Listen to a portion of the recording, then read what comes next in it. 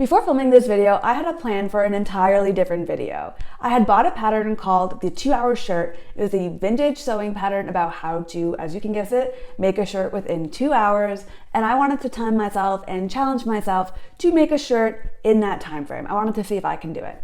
I had it all ready. I had it all set up, planned, and ready to go. And then I started to think more about why I was so fixed on this idea. I had thought about other ideas for videos before like this. I had even made one called "How much can I knit in an hour?" or "How much can I knit on a plane ride?" I had had this idea in my head about timing and seeing how much I could make within a short period of time. And I couldn't figure out where it was that this was coming from, like why I felt like I needed to make things and film them as quickly as possible, because that kind of has gone against my whole ethos. I've said on here many times that I actually really wanted to try to slow down the process. And so I put that idea aside, and then I went on YouTube, as I usually do, for inspiration and just for a little bit of, knitting and brain time. And I saw a bunch of videos on my feed with titles like "Making my dream summer wardrobe in 4 days," or "Making 4 dresses in 24 hours," or "Knitting a sweater in 24 hours. All these videos about making things in a short period of time, trying to make them as quickly as possible, or trying to make as many things as possible. And I've watched a ton of these videos. I think these videos are fun. I think they're really great, and they do have a place. They're entertaining. And so I wanted to dive into this whole phenomenon, where I think this is coming from, why I think it's gaining so much popularity, and some of the things that I'm going to do to personally slow down, check in with myself, and try to not fall into this trend that, while it is fun, I think is really just not for me and the kind of making that I want to be doing. This is going to be just my hot take, and if you're interested in that, then definitely keep on watching. Let's go. So I think the big thing that has come up for me when I'm watching these videos is that they are reminiscent of those big Shein hauls or those big thrift haul videos, those videos that are super fun, but maybe leave you feeling like a little empty or make you feel like you need to add something more to your wardrobe. That's kind of the feeling that I was getting from watching these, is that I need to make something faster, I need to make a whole bunch of new things quickly. And usually whenever I feel like I want to make something quickly, it's for that instant gratification. It's for that feeling of, going to the store, buying something new and wearing it immediately and feeling really good. But the thing is that when we do that, we don't usually need the item. There's usually things in our closet that we have similar or that can sort of replace that. And while I do think that there is a place for, those quick knits, those quick sewing projects, those, really easy to do items that kind of help you get the creative juices flowing and maybe, are a bit of a palette cleanser in between a big project, I think that there should be an emphasis on making things deliberately and making things well, slowing down to see that the fit is right, slowing down to make sure that they actually are fitting within our wardrobe. Because the thing is, when we are making things quickly, that is fast fashion. That is, the same thing to me as going to the store and buying something from, Forever 21. There's not the same labor involved, and there's not the same ethical consequences necessarily, but the whole notion is that we are trying to consume, we are being consumers. And the thing about the making community is that the name is naturally within it. We're makers. We make things, and the making things as soon as possible makes us less of makers and more of consumers. And I think that's okay to acknowledge, but I also think that it's important to understand and remember that making is about the process. So what I'm going to do the next time that I feel like I have to make something quickly or make something as soon as possible is, first, I'm going to go into my wardrobe and I'm going to see if I have something that can be what I'm trying to make. If I have something that's maybe similar, or I have something that I haven't worn in a while that I can wear and style in a different way. Another thing that I can do is go in and see if I have anything to mend, something that I haven't worn in a while because it's broken or needs a button replaced or any of that. And that will kind of give me that feeling of having something new because I am giving something a new life. Or lastly, look to see if I have anything that I haven't worn that I maybe need to upcycle.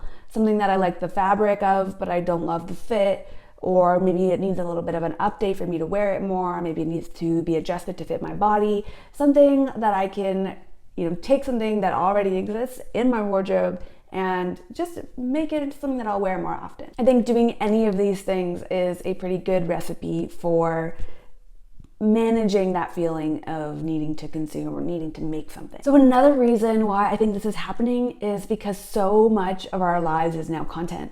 Everything is content. You've probably heard that video sound on TikTok or on Instagram. Everything is content, and it really is. And especially if you are trying to make it as a content creator in this space, similarly to me, you do get a little wrapped up on what can you show the people that's new? What can you show them that's interesting? And honestly, those haul videos, thrift hauls, Shein hauls, they may be horrible in some ways, but they are entertaining. They can be really fun to watch. And likewise, watching someone make a bunch of new things is really exciting. Of course it is. It's really friggin' cool. And I love watching those videos. And the thing is, the more that you can make in that video, the longer you can keep people engaged, the more there is to show off. And it's the showing off, it's the show and tell that is interesting. You want to see the final product. You want to see it all come together. That's the content. That's where it plays out and makes sense to make these kind of videos. Even myself, I've fallen into this trap. I do these roundup videos every month or every 2 months of everything that I made. And I will find myself trying to pump out some things at the end of the month to squeeze in an extra couple things to show. And honestly, I will be real with you. Those are the pieces that don't get a lot of wear because they're usually not well thought out and they're usually not made very well because I'm rushing to get them done. But the thing about these videos is that they are still promoting consumption. Similar to my first point, it is about the product. It is about showcasing more because more means more eyes, more means more engagement time, more means more views and longer viewership hours. So it tends to push us into this notion of making things faster or making more things. And as a result, it really just lends into that consumption cycle. It leads into being a very similar vibe to those big haul videos. And so a few things that I know that I want to do instead is get better at documenting the process, at showing things that are abandoned, like my abandoned work in progress pile, and making it a video plan to showcase that abandoned pile and maybe even work through it.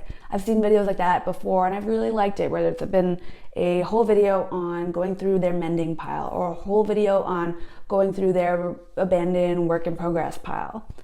Another thing that I think would be really fun to do is, on Instagram, showing the steps, showing the in between, showing how long it takes to actually make something. I think that is interesting. I think that it is really cool to see how long it takes different people. And it's also encouraging. Making a sweater takes me 6 weeks or longer. And I think that reiterating that and showcasing that is really important because it gives other makers the relief of knowing that they don't have to speed up their process, that their process is perfect just at how it is. And so that's what I'm going to do. I'm going to show more of my process. I'm going to show more of me going into my work in progress pile and finishing what I've got there and trying to do that before starting a new project and showing it because sharing is caring. That's what we're all here for, is the content.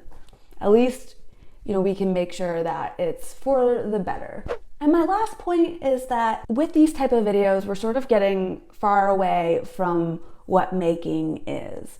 If I wanted a new shirt, it would pretty much always be faster to go and buy one for the most part, or at least go online and buy something online and then get it to my house.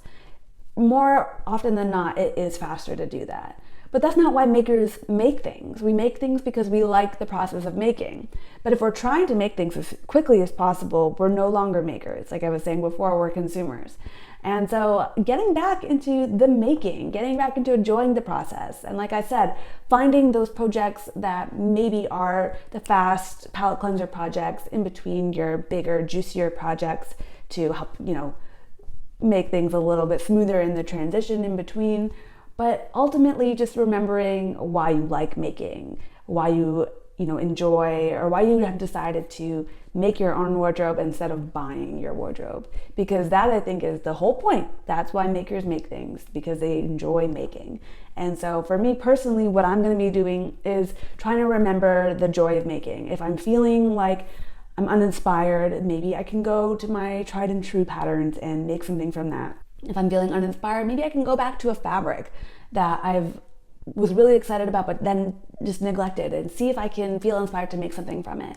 Or finding projects like knitting projects, especially, I find I get really bored. So finding something that's engaging, that I'm not going to just get tired of, finding something that is joyful to knit, whether that's because the fiber feels good to handle or because, the process of it itself is really interesting. It's got a really interesting technique, any of that.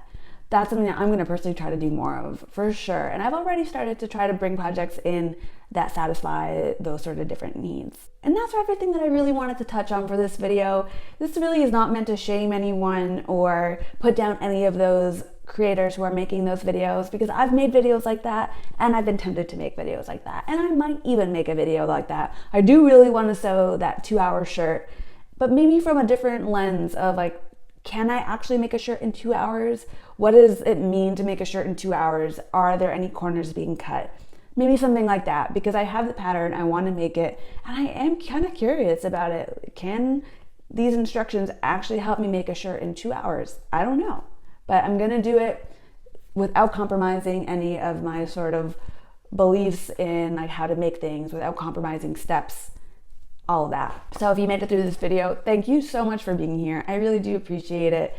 This for me is a space about making and sharing and enjoying the process of doing all of that and just really slowing it down. It can be hard to do that because it is fast paced out there.